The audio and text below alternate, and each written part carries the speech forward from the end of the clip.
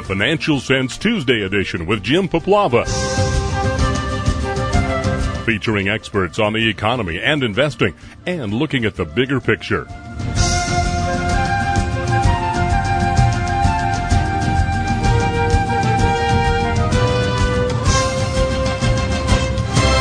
Hey, John. Hello, Jim. How are you? Hey, pretty good. I'll tell you where I want to go today. I had Alan Simpson on the program last week. Uh-huh. And he was co-chair of the President's Deficit Reduction Commission. Okay. And basically, I don't know if you ever saw his press conference, but he said we gored so many oxes that he asked to be put in the witness protection program. But he basically said there is no way we're going to get this thing under control unless we go after entitlements. But yet in New York, a Republican just lost because they went after the Republican with Metascare. Yep. And John, you know these numbers better than I do. I'm putting together a presentation. I just looked at the numbers. You've got 80%. It's like there's no way out for these guys. Unfortunately, that's the case. Yeah. I mean, Simpson's absolutely correct. There's no way of bringing the deficit under control and restoring fiscal balance in the United States without massive cuts to both Social Security and Medicare. And I think it's possible for that to happen, and that's one reason that I, fortunately, am looking at a hyperinflation. See, I don't see any practical way out of it. Yeah, because there's three ways that is typically used to get yourself out of a financial pickle. One, you can grow your way out. I think it's obvious at this point we're not going to be able to do that. The numbers are so big. Right. Number two, you can default on it, and countries have, like Russia, Argentina. Or three, you do something, you just print your way out of it, and the numbers are so big. The thing that I don't understand, John, do you think these guys just think that they can just keep kicking the can down the road? Do they not understand the implications of what they're doing? Oh, I think they fully understand the implications of what they're doing. They're just trying to kick it far enough down the road that maybe something will come along to save them, or they're not going to be around to take the blame for it. They don't want it to happen now. We saw that happen. We saw that circumstance back in 2008, where you had the system on the brink of collapse, a collapse of the banking system, and that would have been a very different scenario than what we're looking at here. There was talk then of a Great Depression, a great deflation like you had in the 1930s. The reason you had that deflation in the 1930s was that the money supply collapsed along with the banking system. And when I say the banking system, you had a number of bank failures where individuals lost the deposits they had with the bank. The bank went out of business. You had your money with the bank. You no longer had your money. That money disappeared from the money supply. In September of 2008, the system was faced with effectively a global run on the banking system. And backup guarantees from the federal government with the FDIC and such. And whether or not they would have stepped in to fund the FDIC, having let everything else fail, remains to be seen. I mean, it never got that far. But instead, what they did was they started creating and spending whatever money they had to create in order to prevent the systemic collapse. And as it became clear that more was needed, they guaranteed not only the $100,000 in a bank account, but they went beyond that. They guaranteed mutual funds. They guaranteed whatever they had to do. They had promised whatever they had to promise to keep the system from collapsing. That's the nature of the beast here. They can't let the system collapse. If they do, it's an outright failure for the Fed. It's an outright failure for the federal government, and it sure is not going to be a happy time for the average American. The problem is that what brought the system to that crisis is still in play. The systemic solvency issues have not been resolved. The economy has not been restored. And you have in place a basic long-term insolvency for the United States. Had the crisis back in 2007, 2008 not broken, they might have been able to kick the can down the road towards the end of the current decade.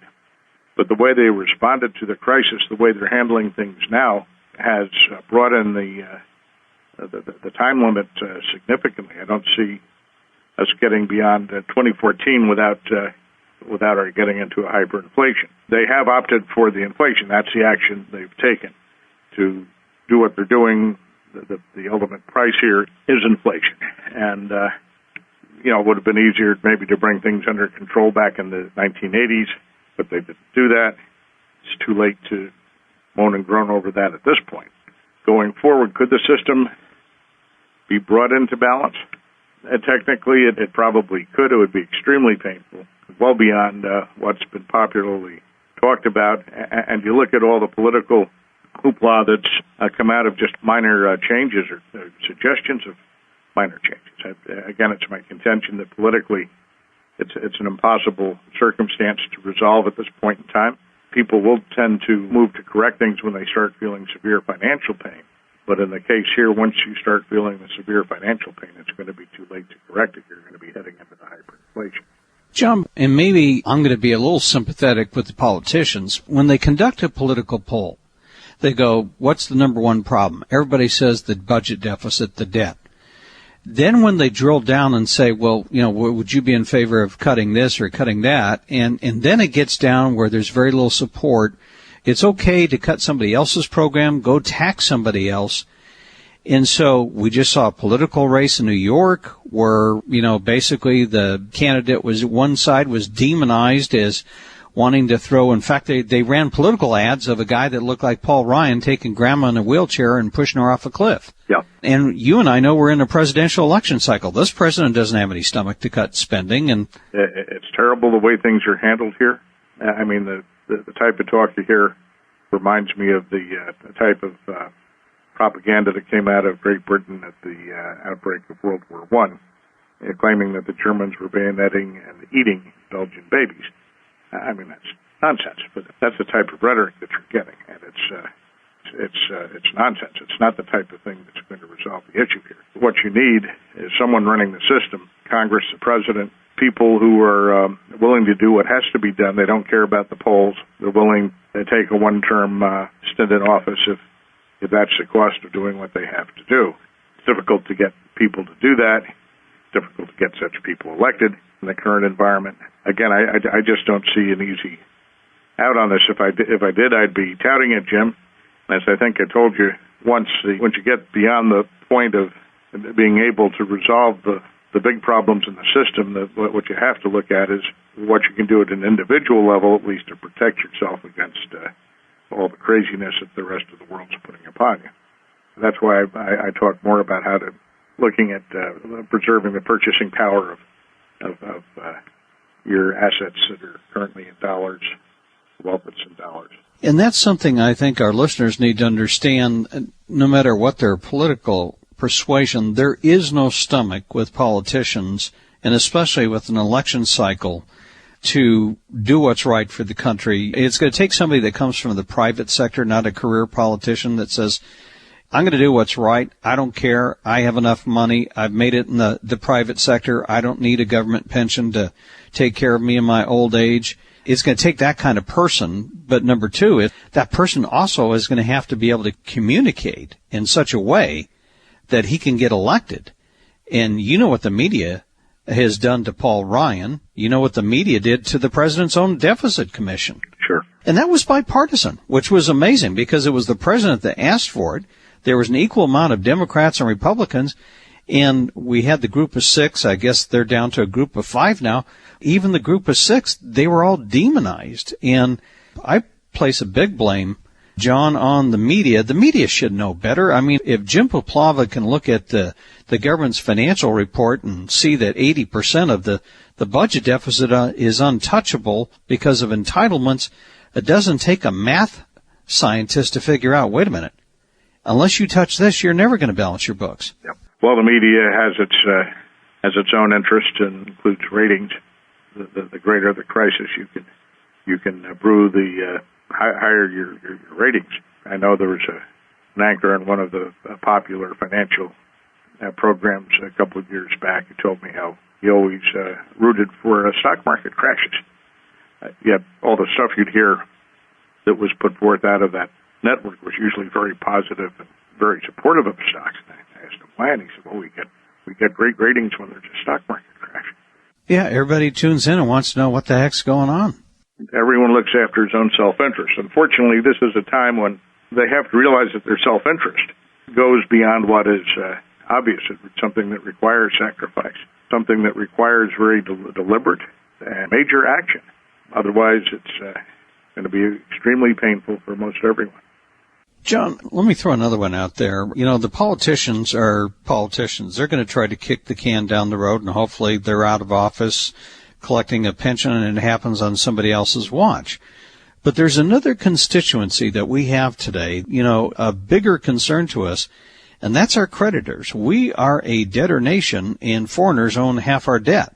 Yep. So the reaction that from China, from India, from Brazil, from Europe, when the Fed announced QE2, that did not go over well with the rest of the world. QE1, everybody was in a crisis mode, so I think everybody just kind of overlooked that. But when we came back with QE2, and more likely QE3 in some form, how long is it before our creditors revolt and say, you know what, I'm sorry, but we ain't going to buy your paper anymore, which could trigger the very hyperinflation scenario that you're talking about. When nobody's there to buy our debt, that only leaves one entity, and that's the Fed. Well, the Fed has actually been buying all the debt recently. In the QE2, the total treasuries that it acquired under QE2 exceeded the net issuance of Treasury debt for the public holdings. And the Fed effectively monetized more than the debt the government was issuing.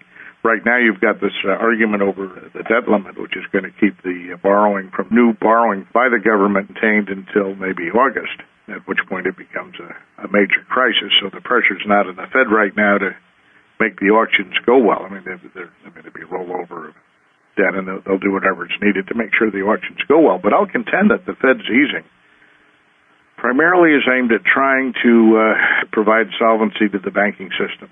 None of the crises that we faced a couple of years ago have been resolved. It's not over. We're still in crisis. And in terms of answering your question, it's just a matter of time before the foreign holder pull back from buying the dollar, and indeed the Fed becomes a lender of last resort to the federal government. The economy is flattened out this last month. If you look at most of the economic reporting in the month, it's actually turning down. And so I think probably come the third quarter, you'll see a QE3 of some form in place. It'll be covered by the weakness in the economy. At least that will be the Fed's cover. They'll say we're doing this to stimulate the economy. They will be saying we're doing this to try and keep the banking system afloat. But the crisis is still there, and if China said, look, we're going to dump our bonds, the Fed still doesn't have the choice. They're not going to let the system fail where they can step in and support it. So they'll support it until it becomes impossible to do so. At least that's the way I read their actions. Yeah, and this brings up another question, because if you take a look at the last decade, baby boomers got hit with the tech bubble. They lost money in the tech bubble. 2008, 2009, another bear market in stocks. And to add insult to injury, this time their most valuable asset, their home, drops in value. Now, baby boomers, I read a figure, John, the other day, that since 2009, the net new money that has gone into mutual funds has been $47 billion. So they're not putting their money in the stock market, they're putting their money in the bond market. And let's talk about the risk, because they're about ready to get hosed again, because you follow the inflation numbers the way we used to report them. Yep. And I don't think anybody listening to this program, John, is buying the fact when Bernanke goes on public television and says, oh, you know, the stuff that's happening with oil and food, that's just temporary.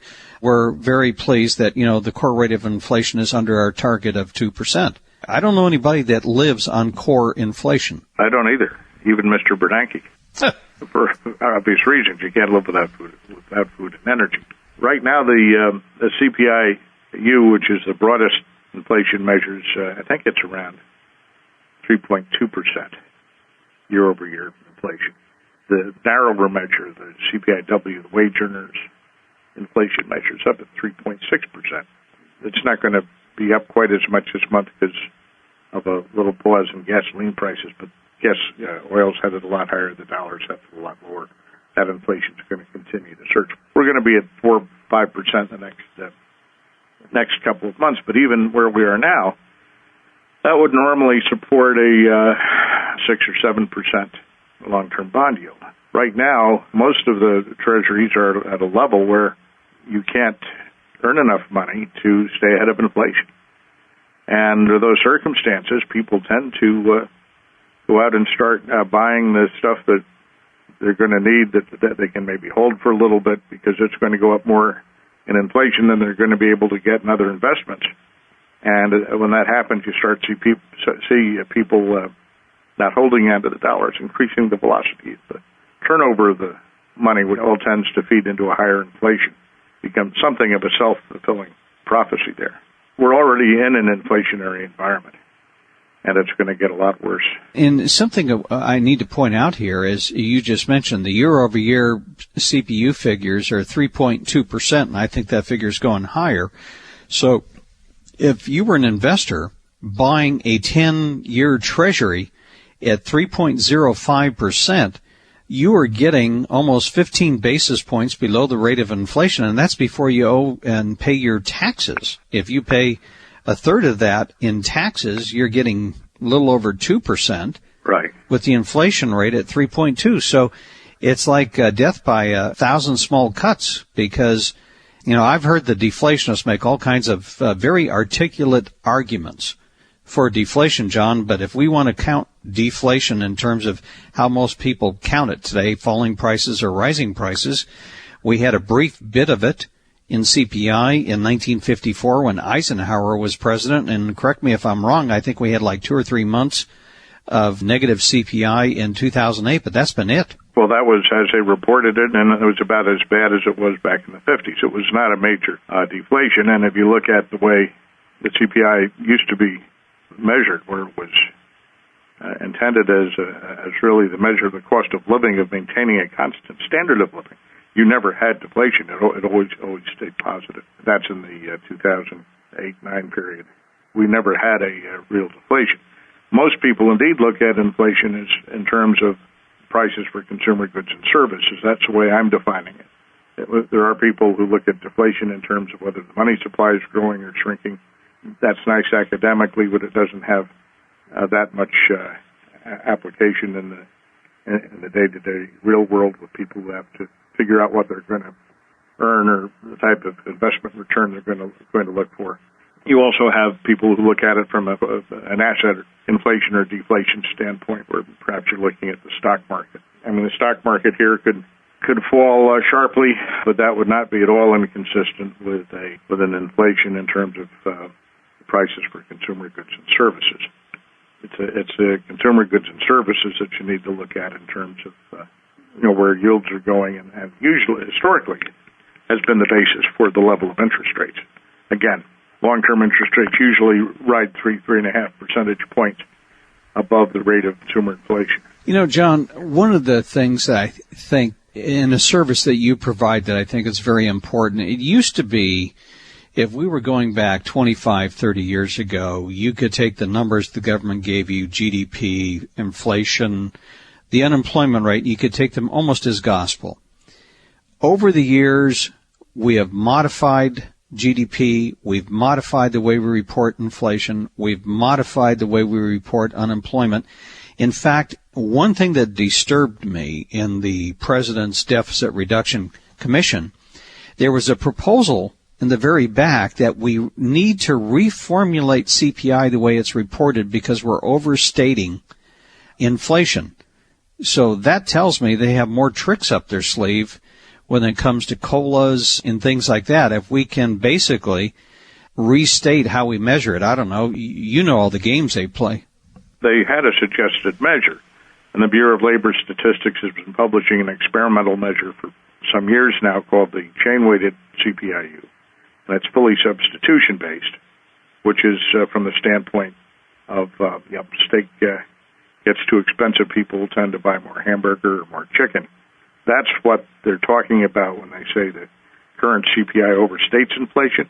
Well, they've changed the CPI enough so that they've been able to knock most of the fixed basket of goods effect out of there and made it somewhat parallel to a substitution-based index, at least in terms of the magnitude of change. If you look at what's being reported now with the CPI and the chain-weighted measure, there's another 0.5% or half a percent, 0.8 of a percentage point that could be knocked off on an annual basis by going to the chain-weighted CPI. That's what they want to do.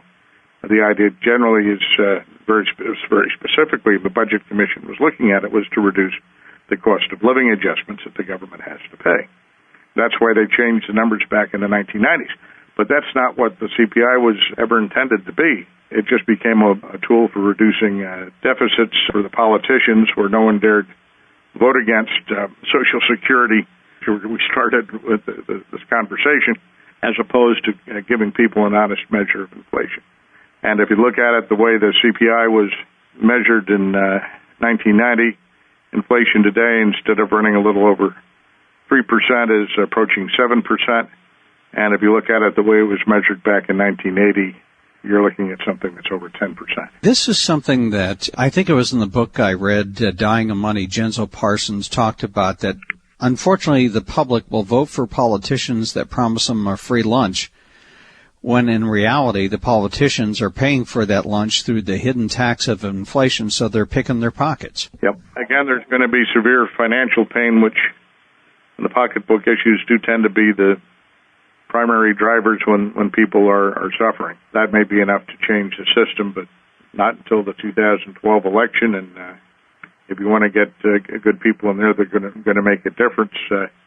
That's something that's got to be worked on now, not trying to just replace the existing people or re-elect the existing people who are playing the political game, as opposed to looking at the long-term welfare of the and now what I would contend is even short-term welfare of the nation and the American people as a whole.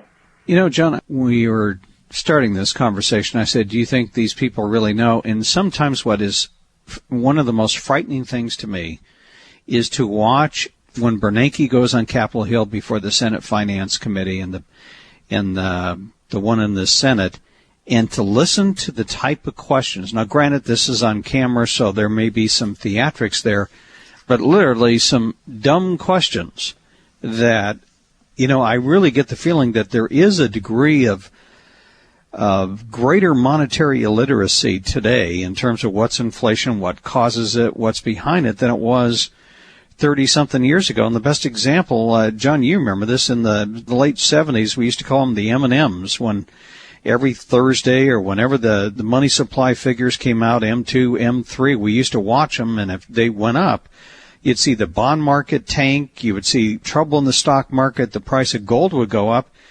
Bernanke holds a press conference and basically calls it quantitative easing, which is a euphemism for, hey, we're going to print a whole bunch of money in the bond market. The only guy I've seen maybe perhaps react at a professional level has been Bill Gross, who's basically said, we're out of treasuries. Well, he's about as big an investor there as you get. The average politician may not understand it.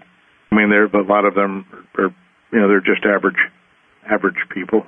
The press certainly plays games. The Fed and Wall Street all play games in terms of what's happening, and there are a lot of special interests that get involved. It's just a system that, unfortunately, does not lend itself to self-righting at the moment. When times are good, the average guy doesn't care how corrupt the politicians are, as long as he's doing okay. When he starts to feel the economic pain, then he starts to pay a little more attention, and that's when you tend to get the political change. There's going to be political change here. I just don't know if it's going to be in time. In fact, I would contend that it's not going to be in time to prevent the hyperinflation. You know, that's almost the same feeling that I was getting. I thought, when the president appointed a deficit reduction commission, they came out with the results, and then he went on the stump and he says, we're going to get this thing under control. And the first guy that comes along is Paul Ryan. He comes out with a plan, yep, and he's immediately attacked and demagogued. And even the deficit commission, when I was talking to Senator Simpson last week, he was telling me everywhere they go, when they get in front of the American public and they talk to people and explain the situation without the press trying to spin it, the American public understands it. And I think Churchill once said, Americans will try all the wrong things first, and in the end they'll do what's right. But I'm afraid, from what I'm seeing here, we're going to do everything wrong before. I just can't help but believe, John, and maybe you feel this way, that we're going to wake up one day and we're going to have our Greek moment where they're not going to be able to kick the can. It's going to be forced upon us? I'm afraid that's going to happen. I mean, there are a lot of people who indeed either understand or can understand who listen to the circumstance, and most people, I think, that I've talked with are willing to sacrifice to have something work out. They're not necessarily the average individual, and they're sure not the average politician. The average politician, again, plays to what he thinks his audience is. Well, John, I'll tell you, keep up the good work. Tell our listeners, because you report GDP the way it used to be, you report unemployment the way it actually is versus the phony numbers we get once a month, and also you're tracking M3 and also the inflation rate in the way that we used to measure them. Well, you keep up your good work too, Jim. I mean, you're getting a lot of important information out to the public. Well, tell them about your website and what they're going to find there. My website is shadowstats.com. We have a lot of information available there to the public, including descriptions of the background of the key economic series and graphics in terms of the alternative measures. I have a hyperinflation report that's available to the public there. It's on the right-hand column of the homepage. Again, shadowstats.com. And if anyone is interested in subscribing, I always like to pick up new subscribers. There are details on the homepage for doing that as well. And John, also tell them about you have, which I think is very important, the very numbers that the big economic numbers we report each month, the unemployment rate, the GDP numbers. You have a primer on that. Tell our listeners about that, because I think it's very important when they get these numbers and they go, you know what? That doesn't sound like what I'm experiencing personally when I go to the store or the gas pump. I mean, I've been a consulting economist for 30 years, and over time, I have found increasingly that the common experience has moved away from what the government's reporting, or the government's reporting moves away from the common experience.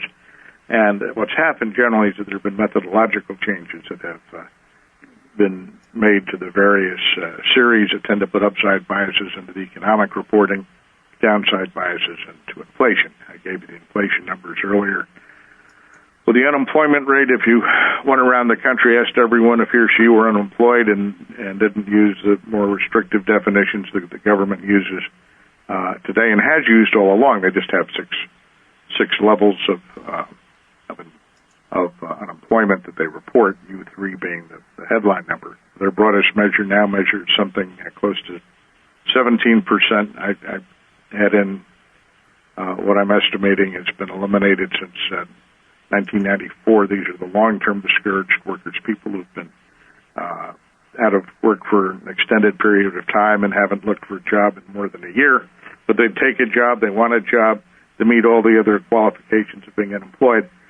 On that basis, unemployment's around 22% instead of 9% the government's reporting. And the GDP largely tied to the way the inflation numbers are given.